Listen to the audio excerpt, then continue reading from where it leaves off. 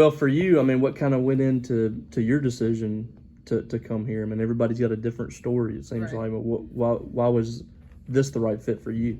I think first and foremost, the main thing was Sam Purcell. I have 2 years under him as an assistant coach, and I think from the first time I walked on campus, I gravitated to him, his energy, his passion for the game, to the point where it's like, it's 9 o'clock, I'm like, hey coach, can we get some shots up? And he's like, yeah, I'll be there in 10 minutes. I just think that drive and that passion kind of drifts off into the relationships that he, makes with his players, and that's important, especially, D1 basketball is hard, and it's not made for everybody. So I think him being so genuine and so passionate, it kind of, takes the heat off the workload that, we as athletes have. So It's tough sometimes leaving the situation too, like where you're with a great team, go to a Final Four, and you go to a program that has been there before but has been struggling the last couple of years. I mean, what gives you faith that you can help get this team to that level? I think my leadership, I really take pride in, being that vocal leader. It's not all about leading by example, but sometimes it's about picking up your teammates and encouraging and letting them know, look, it's okay, hit that next shot, knock it down. But my leadership for sure, and also, Sam Purcell, I trust that man 100% with anything, and knowing him as an assistant coach, I knew that him being a head coach would only make him and, the team that he makes up here. And and I know that, Mississippi State, it's not like a startup, like, that she said, it's not a startup. This team has a lot of success, and I'm just willing to be a part of it. It's my last year. I have high aspirations and expectations for myself, and I feel like I can really thrive here. What was it like for you and your Louisville teammates kind of when you're going through, those past couple of weeks and Sam had already been hired here, Wally was coaching there. I mean, was it weird kind of having an assistant who you guys knew was leaving? What was kind of his commitment to the team like at that point? And I guess what was it like kind of balancing all those things? He made it so easy. I will say that, he, after practice, he brought us all together and it was like, look, I have a new job. It's a head coaching job at Mississippi State. And I think the fact that he's such a good person, it made us just be proud of it. And it wasn't like, oh, you're leaving, no, I don't want you to go. It's like, you go do that. You go be successful and you go turn that program around. And we were just all excited for him. The fact that he still stayed with us during the tournament meant everything to us because he could have just easily left. But he was like, you know what, we're going to finish this run and we're going to go out with a bang. And we did that. How quickly, I guess, after the season, or did you kind of start thinking about the portal and the potential of playing, with Sam here? It was probably about a week after the Final Four game. Just going through a lot of emotions, just kind of, reflecting on the year.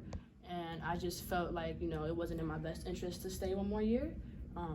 Not because of anything, great teammates, great coaching staff. It was just, time for me to take matters into my own hands and just try something new. Jeff and Sam are like two completely different personalities, it seems. What was it like, playing for those coaches? I mean, they made it work, obviously. They had a very successful program. Correct.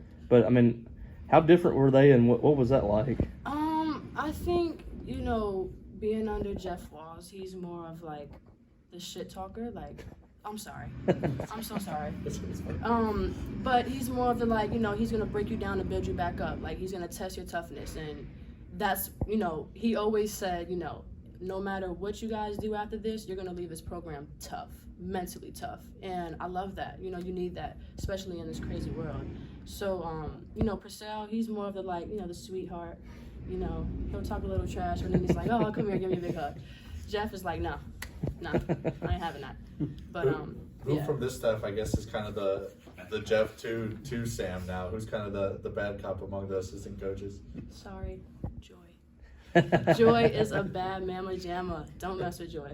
Don't mess with Joy. She's been around the block, though. Yes, definitely. When the decision to transfer under the portal and looking for a new program, was Coach Purcell sort of transparent on what his plans were for you coming in? Like, how excited was he to get the opportunity to bring you down here as well? I think he was very excited. He was hitting my phone every day.